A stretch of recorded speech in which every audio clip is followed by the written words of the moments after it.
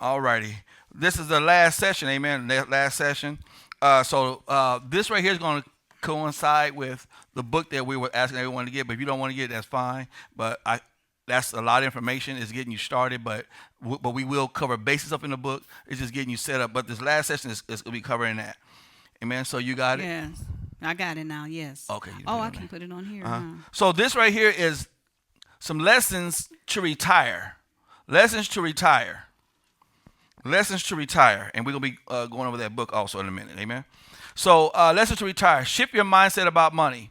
When we talk about that, wealth starts with a mindset. We talk about that. Number 2 is leverage the power of financial education. Leverage education about financial education. Understanding money, investments, financial strategies is crucial building wealth. Amen. Number 3, take calculated risks. We talk about that. Yeah, take calculated risks. Mm-hmm. We talk about build, acquire assets. Build and acquire assets. Mm-hmm. Invest in assets that generate passive income. Mm-hmm. Number 5, understand the importance of leverage. Understand the importance of leverage. Yes. Understand the importance of so like how banks do. Banks make money with our money. Learn how to do the same thing with their money to maximize your wealth building potential. Amen. Amen. Next one, surround yourself with the right people. Yeah, that's a big Find one. a way that you can get you a financial advisor. Mm-hmm. 2025, we're talking about emerging, right? If you're emerging, you got to start thinking differently. Yes. We are ones who have a hard time letting someone be a part of our finances. To grow, you got to get a financial advisor. To grow, you got to get a financial advisor. To grow, you have to have an accountant. In the beginning, you won't see a purpose in it. In the beginning, you won't see a purpose. Why do I need that? In the beginning, you won't see a purpose in it. I'm going to be honest. You're like, I'm spending more money. But trust me, if you're doing what God's called you to do, if you're doing what you're built to do in your life and your purpose, when you start finding your purpose, trust me, it's going to save money and time over time. So right now, you may not understand the basics right now of it. You're saying, well, I'm spending a lot of money on these financial advisors and this accountant. Yes, you are. But trust me, it's going to pay off in the end. You got something to say with that, babe? No. Okay. The next one, start early. Start now. And be consistent. Mm-hmm. Start now. Yeah. I'm Pastor Al, so I may not charge you that kind of money. You know what I mean? I am working on a program where I can help you. But then once you update from me, I'm going to send you to someone else who can take you to the next level.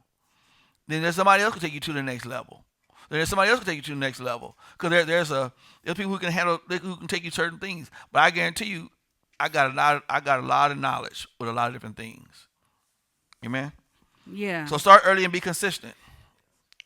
Right. We talk about this. Embrace delayed gratification. Yes. Embrace delayed gratification. Sacrifice short-term pleasure for long-term financial freedom. Yeah. Avoid unnecessary expenses and reinvest your earnings. Yeah. We just got to be patient. Mm-hmm. Reinvest your earnings. Well, some people I be cracking up people. You go into business, but you spending your profits. Right. Why are you in business? Right. In other words, if you in business and you spend 100 and you make 150, you don't spend 150. You reinvest 150. But what happens is we go into business, we want to spend the whole 150. No, you reinvest back the 100. Mm-hmm. Keep the 50. Put the 50 in something else. Yep. Keep reinvesting that 100. Yep. So now by the end of the year, you have 50 times 12 is what? 6,000. Right? 600. Mm-hmm.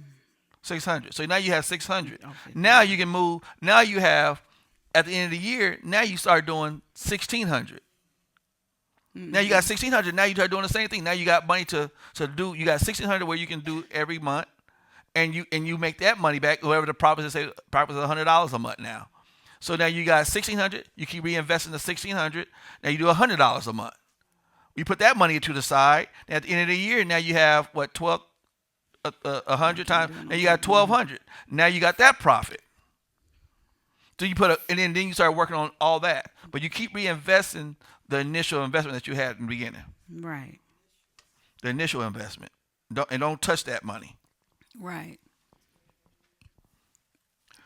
Understand the role of taxes. As you begin to grow in your business or in your ministry, whatever God's called you to do, you got to start understanding the roles of taxes. Yeah. What tax bracket am I going to be in? Mm-hmm. Even with your personal life right now, what tax bracket are you in? Right. Some of us, you might got a raise, but guess what? You might got in a whole different tax bracket now. Yeah. And you're like, what just happened? You might got a $20, $30 raise. God done blessed me with a $20, $30 raise. He might have blessed you with a $20, $30 raise, but then your tax bracket, you're making too much money on certain things. So now you might be back robbing Peter, paying Paul. Got something to say with that, babe? No. Mm-mm. So learn how taxes affect your income and investments. Use legal strategies to minimize taxes and retain your wealth. Right. Definitely want to understand. That's why I said start learning taxes. With the new president in, go learn what the new taxes are. Mm-hmm. Learn it. And what can go into, like, they have like ways to put money in tax shelters. It's a whole lot. You just got to get out there and research the information. Mm-hmm. Where you can, they call it hide money, but it ain't really hide money. It's just putting it somewhere where you don't have to pay taxes on it, and it can increase without you having to worry about paying taxes on it. Mm-hmm. And that's what the process. And you have to always know when you're putting money into certain things, making sure you're getting a return from it. Yeah. I know some people, when you're giving in the church, it's a nonprofit organization. Mm-hmm. But just always remember this. Some people don't tell people this. I don't mind giving information. Just because you give your tithes and offerings, sometimes if you don't give a certain amount, it doesn't qualify. Right. Because you're in a different tax bracket now. So, Pastor Al, they told me if I give this amount, I'm not going to get no return. You didn't give enough. Yeah, so you might have to increase your tithe from 10% to 14 to 15%. If you look at Warren Buffett and them, they're giving 90% away because they're making too much money. Yeah. Sometimes it's easier to use the standard deduction. If you haven't given beyond what the standard deduction is, it's not going to affect you at all. Mm-hmm. Yeah. Even if you gave $10,000, if the standard deduction is 14, that $10,000 you gave is not going to make a difference on your taxes. Mm-hmm. And that's one of the things that people go in thinking that it is going to make a difference. Mm-hmm. And then they get frustrated when it doesn't. And I know some people get upset. Well, I'm going to stop tithing. No, you don't want to do that. Mm-hmm. Now you're getting things that are operating a lot. What you do, just increase your tithing. I'm going to tell you like this. If the church don't get it, the government going to get it. Trust me. Either way. The end of the year, guess what you got to get? Somebody, they're going to say, well, you didn't get this, you didn't get this, you didn't get this, you didn't get this, you didn't get this. Mm. So guess what we're going to do? We're going to take more money out of your money that you're going to get or you're going to be owing. Mm. So some way or another, they're going to get, because you didn't have enough deductible or taxable income. Mm-hmm. Right off. So some of you may have to raise your tithes and offerings up a little bit, or you give more offerings. Tithes is always going 10%, but you give more offerings, or you give to different fellowships and stuff like that. That's why so what happens is, or a building fund, because that can help you at the end of the year for your taxes. But people think is, well, I'm giving money to that church. No, you're looking for tax write-offs. Why give if you can't get the benefits out of it? Right. That's what God tells you. You give, and it shall be given back to you. Good measure, pressed down, shaken together, running over, shall men given to your bosom.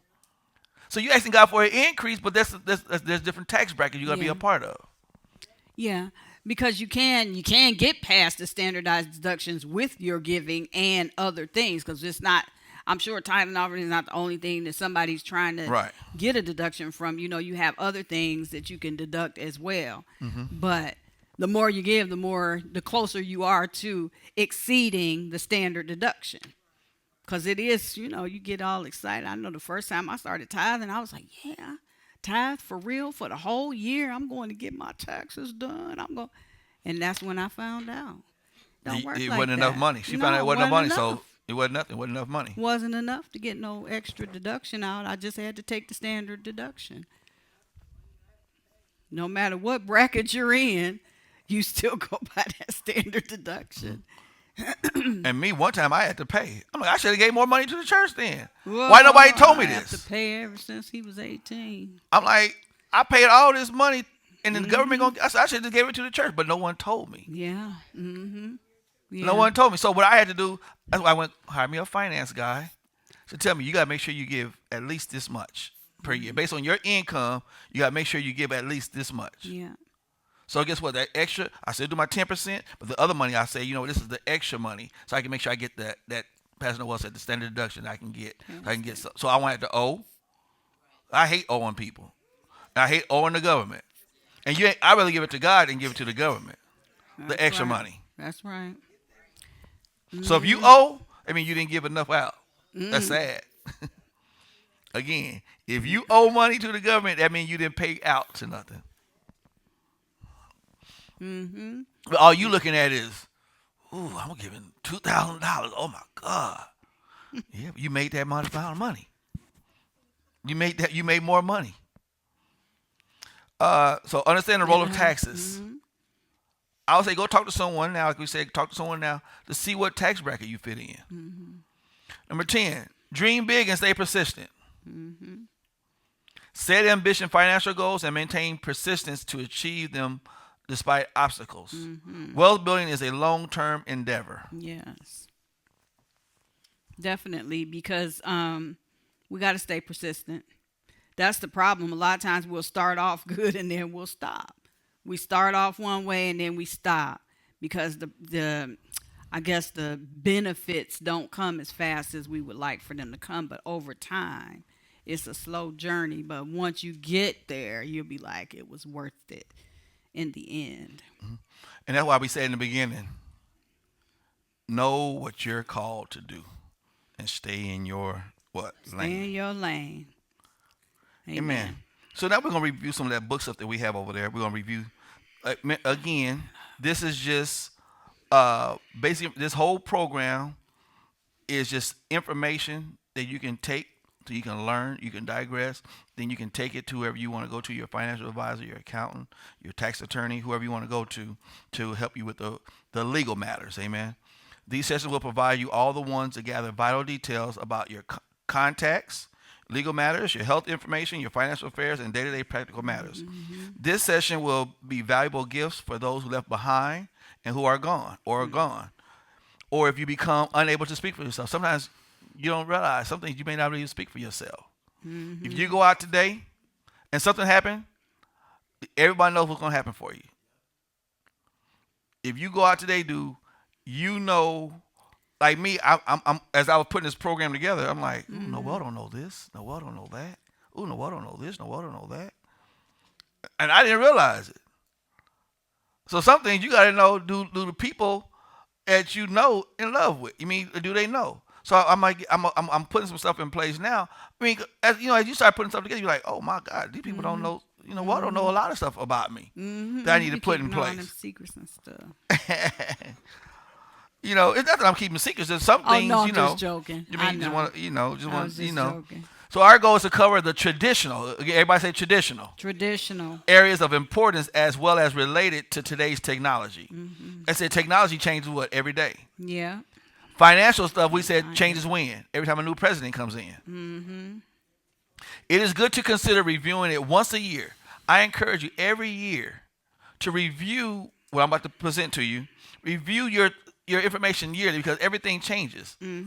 Your kids may get mad. So I'm going to take them jokers off of there. I'm going to change versus giving them 70%, 30%. Well, they not doing this and this is not doing that. Well, I see, this person, I thought they was more mature, but they done got married again. So I don't want to make sure that wife not taking everything or that husband not taking everything. So you might want to always revisit what you're putting in place. Right. You might have a new grandchild. Yeah. So you might want to always keep revisiting your plan on a yearly basis. Elder Beatrice, she went, come up here, Mom, real quick. And Robert, you too. I'm gonna have you talk about something. You went back to a person And tell them what they did. They told you, and you found out, and you had them had to transfer stuff over, and you found out you got the extra money. Go ahead. Insurance, Yeah, your insurance, huh? I like life insurance. I have been doing life insurance forever, and so I went because I've already, after working with him, I decided I didn't really need a burial. I'm doing a cremation, so I paid that off. And then I had another life insurance. And so what happened was when I went to this lady to cancel out my burial insurance, she went through everything and she said, well, you have another policy that you've already paid off. I'm like, oh, I do? And because I could not give it to anybody, so what I told her to do, I said, okay, just do this. Change everything and just leave it for the church.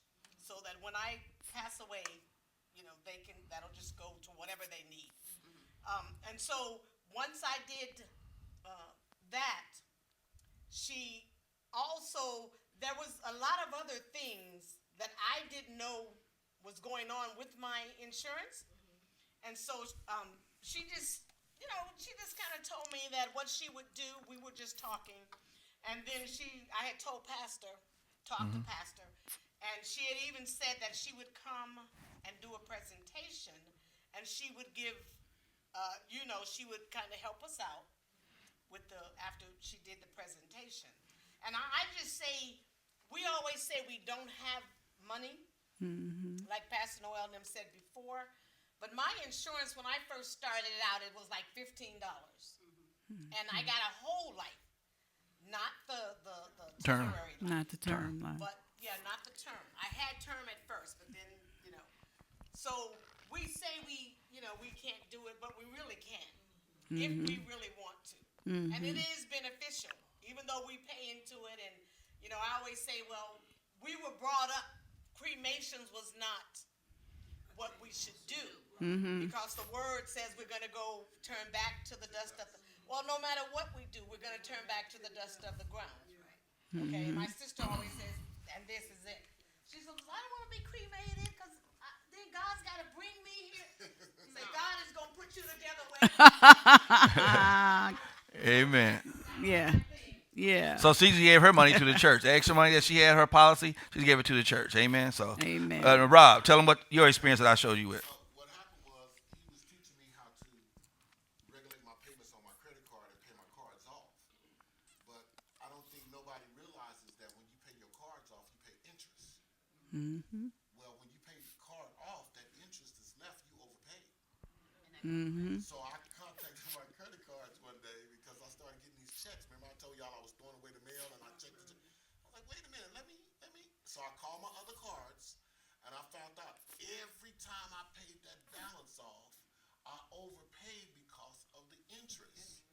So I called them all and then they all started sending me checks. And I got the last one, it was like $400 from a furniture company. I bought my entertainment center. So what I found out and what the good news is that we all overpay on our credit cards and don't get that money back. That's right. So you got to call them and say, hey, I overpaid you. I paid my credit card off. I overpaid the interest on it. How much do I get back? Right. And they'll credit you that or either they'll send you a check. That's good. Yes. No statutes of limitation because there's one people, they owe me $400 all your money. a year. I kept looking at it. I wouldn't touch it. I wouldn't even use the card. I just kept looking at it. And finally, they sent me a check in the mail. That's why I would do things 90 and 120 days. Yeah. Exactly. Yeah. And See, I didn't realize every time I paid it off, because I done paid the card off 2 or 3 times within that year. And the balance was kind of, 1,000 here, 2,000 here. One of them I used for my wedding. When I called them back, and they told me each time I paid, it was a balance that was overpaid on that. They still charge you for the interest. Yeah, they don't expect you to call and claim that, see? So they had to give me that back. Man, I was so happy. Thank you. yeah, see there. Okay, pay attention. Amen. See? Pay attention. That's good. Yes, good. Yeah, right. Amen. And then too, a lot of Because it's interest. you paying it won't be as much interest. My son taught me something about the car But then- and I didn't even know that either. So, say for instance, you've been paying your car payment now for like 6 months, right? You can go back to Well, I wouldn't do that, but yeah. It's depending on where you are in it. Yeah. Drop that payment like you paying 400, you can drop it down to 200. But leases Once you owe less. But I wouldn't do it. I want my But they'll Pay it extend off your loan sooner though. or They'll extend your longer. loan. Yeah. That's the only thing they'll extend your loan. I was gonna say some credit cards too. They have some where they got the thing where you could do, and I love it when they send that stuff too. I be trying to find something, but I don't do it.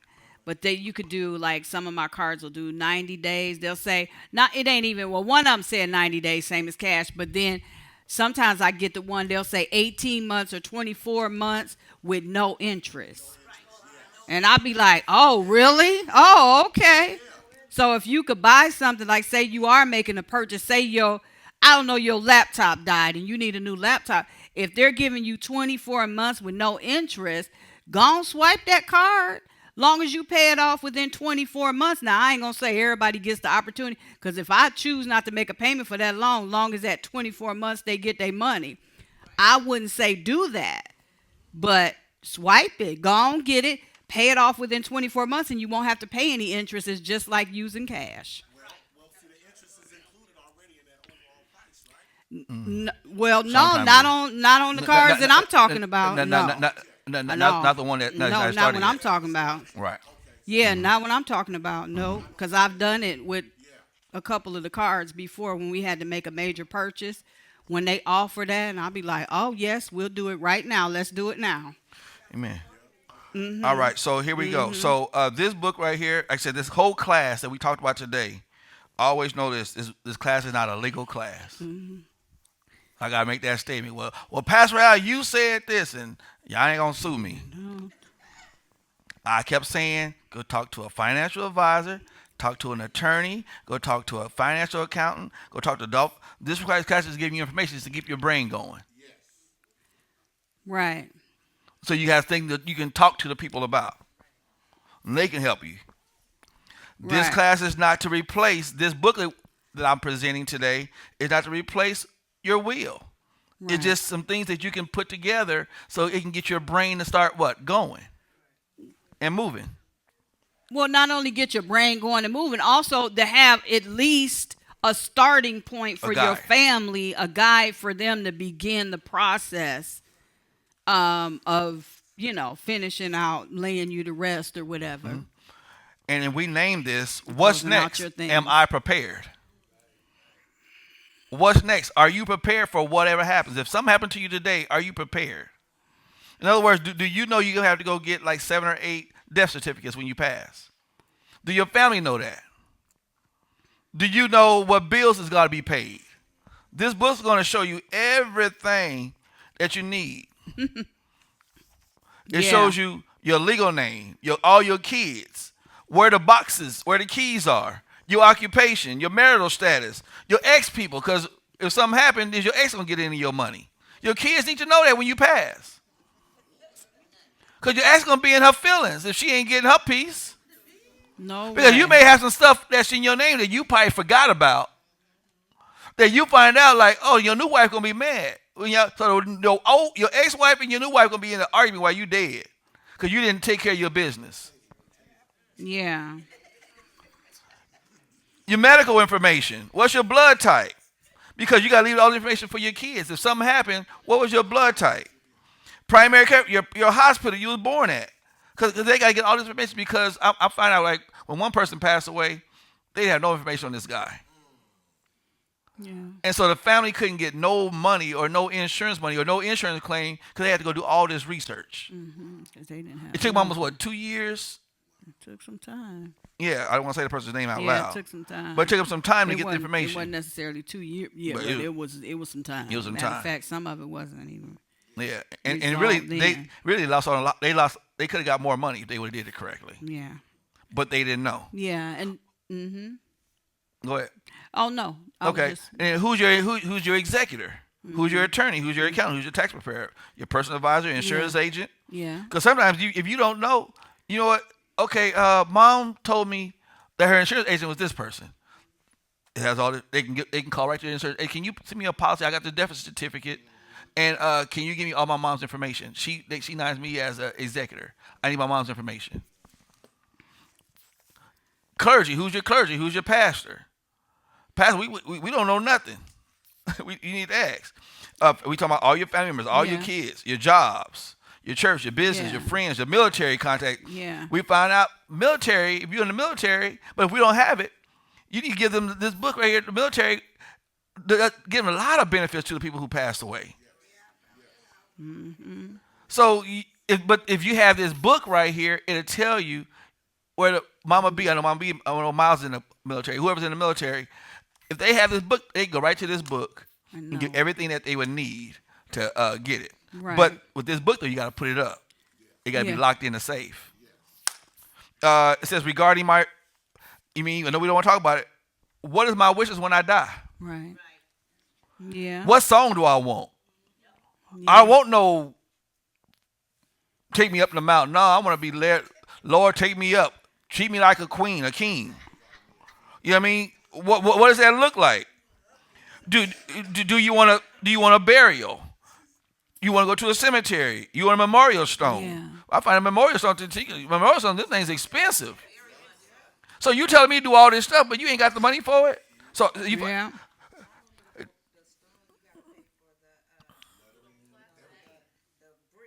brick thing, all that, yeah. So you got to figure out all that. Or do you want it to be cremated? Yeah. Someone told me, I think I talked about it at the beginning, someone told me, if you die, I'm going to cremate you. I ain't got no money to be paying for the whole service. Do you want your ashes to be scattered? Where you want them to be scattered at? You know what I mean? I want you to wear mine around your neck. You want me right where you're around my neck? In other words, she don't want me to get married no more. That's what she's telling me. I don't think my new wife or her new husband gonna want around my neck. We gonna be together. We gonna be here for the end together. Notes to the funeral arrangements. Notes to the funeral home. Yeah. What do you want on your obituary? Right. Birthday certificate, health medical information. Right. Do you have a DNR? Like, some people don't discuss that stuff, right? Yeah, DNR. Let's talk about all that. Birthplaces. When your health, if you can't talk, say for you in odds with your kids, and you can't talk, who gonna talk for you? Guess who's gonna talk for you? The doctor. Right. And the doctor say he wants you to die. Guess what you gonna do? He gonna die. Right. But if you have that, you can talk for yourself. You can talk. You got this right here, because that's what the first thing doctor tell you. Sign this, and who's your person who's gonna be talking for you. This book right here, it'll tell you your conditions, your allergies, your health care providers, financial information. It'll tell you all that. Important documents, where they located, all different stuff. Everything's in here. There's a lot of stuff in there. Everything's here. Your banking account information, my online information. Yeah. I know me and Rob, we like to hide our passwords. You mean not we do it on purpose? It's just, but what if they need to get in our information? They don't have it. Everything will be in this book. Yeah, all that. You know what I mean? Discovered. All your credit cards, your investments, your bonds, tax records, safe deposit boxes, what to pay when I die, what to close when I die, what to cancel when I die. Because I can't cancel something because it's attached to somebody else. Mm-hmm. Like I said, I found out some people still got stuff in their names that your ex might have. So that could be your ex you married with your ex a few years and she might still got your social security number. Your subscriptions, your charities that you're giving to, your churches, your memberships, your library cards. I got everything. Mortgage, credit cards, everything. stocks, everything. Stocks, car loans, student loans, judgments, possessions. What is still owed to me? What is still owed? You may have some investments that you may have your family don't even know about. But guess what? It's in probate. And you can't get it because you don't know nothing about it. But if you have this book here, you can find, hey, I know my mom and daddy had, because I found out one of my grandpa, he had some stuff that my grandma didn't know nothing about. And we can't get it. And then we can do. Because the government took it over. So we got to let it be. Possessions, all that. Commercial, if you got a business. Beneficiary, who your beneficiaries, employees, all that. Personal properties, veteran stuff. You know what I mean? When you pass away, if I have a disability or what's the thing that mom got? Social Security, is that set up for my wife to take over when I pass away? Do she need all my information if I pass away so she can get my Social Security? or I can get her Social Security. So you mean this right here is at least getting you a start. So if you talk to an accountant or a lawyer, you can give them all the information you need. This way, I bought my book for like $40-$50. This book right here is only $8 investment. At least to give you a start. What is that? I got it right there. Think you didn't tell her? I sent it as a text. So I encourage everyone, if you could, just an $8 investment. That's all it is. $8 investment. I encourage everyone to get it. People online, you also, I encourage you to get it. If you need it, let us know. Contact the church office, and we'll make sure we get it to you. If you are online and you want us to mail it to you, all you got to do is pay for the book and also do $3 or $4 for shipping to you, as long as you're in the United States. If you're across the world, we got to pay for the postage, but we'll contact you, get all the information for you on that. Amen? Amen. Well, to God be the glory. We try to thank you for Jesus. it's 2 o'clock now, so we'd like to say thank you guys for Jesus. attending Biblical Wealth, Redefining Biblical Wealth. Like I said, myself, Pastor Well, Financial. Amen. I'm Pastor Al, Pastor Noel. and we love doing ministry and life together, for we walk by faith and not by sight. To be dismissed.